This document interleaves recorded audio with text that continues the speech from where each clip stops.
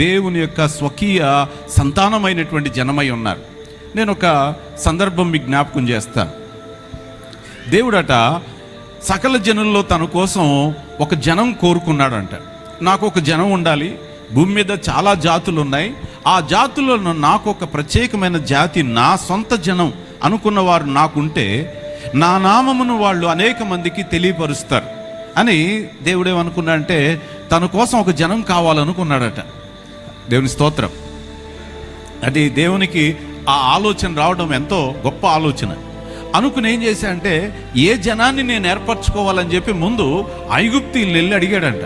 ఐగుప్తీయులారా మీకు నేను ఒక ఆఫర్ ఇస్తున్నాను. ఆ ఆఫర్ ఏంటంటే మీరు నా యొక్క కట్టడలన్నిటిని మీరు అనుసరిస్తే మీరు నా జనము అని నేను మిమ్మల్ని పిలుచుకుంటా, మీరు నా జనమై ఉంటారు. అంటే ఐగుప్తీయులు అన్నారంట, నువ్వు పెట్టేటువంటి ఆ నిబంధనలు ఏంటో చెప్పు అన్నారంట. చెప్పమంటే ఐగుప్తీయులతో అన్నారంట, నేను తప్ప నీకు ఇంకెవరు దేవుడు ఉండొద్దు అన్నాడు. అప్పుడు ఐగుప్తీయులు చెప్పారంట, అట్లా కుదరదు, మాకు చాలామంది ఉన్నారు కాబట్టి మేము నీ మాట చొప్పున మేము నడవలేమన్నారంట.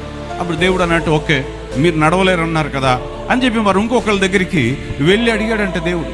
ఇష్మాయేలీలను అడిగారంట, ఇష్మాయేలీలారా ఒకవేళ మీరు కూడా నా జనమై ఉండాలనుకుంటే నేను మిమ్మల్ని నా జనం చేసుకుంటా, కాకపోతే నేను పెట్టిన కండిషన్లన్నింటిని మీరు అనుసరించాలన్నాడు.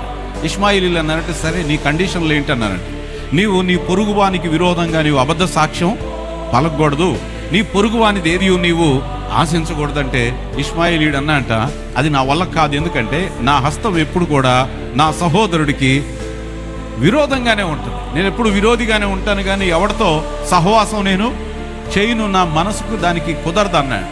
అప్పుడు దేవుడు అన్నట్టు, ఓకే అయితే మీకు కుదరకపోతే పోన్లే అని చెప్పి మోయాబీల దగ్గరికి వెళ్ళి అడిగాడంట, మోయాబీలరా మీరు నా జనంగా ఉండాలని మీకు ఏమైనా ఆశ ఉంటే నేను నా జనంగా చేసుకుంటానన్నాడు.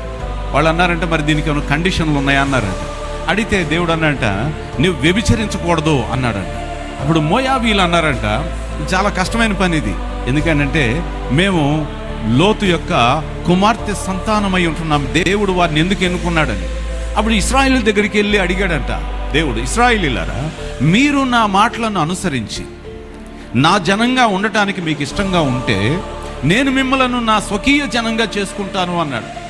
అన్నప్పుడు ఇశ్రాయేలీలు దేవునితో చెప్పినటువంటి మాట ఏంటంటే, మోషేకు సమాధానంగా సీనాయి కొండ దగ్గర అన్నారంట, యెహోవా చెప్పినదంతయు మేము చేస్తామన్నారంట. ఏమన్నారు? దేవుడు చెప్పిందంతా మేము చేస్తాం. ఇది అప్పుడు మోషే ఏం చేశాడంటే కొండ మీద నుండి గ్రంథం తీసుకున్నాడు.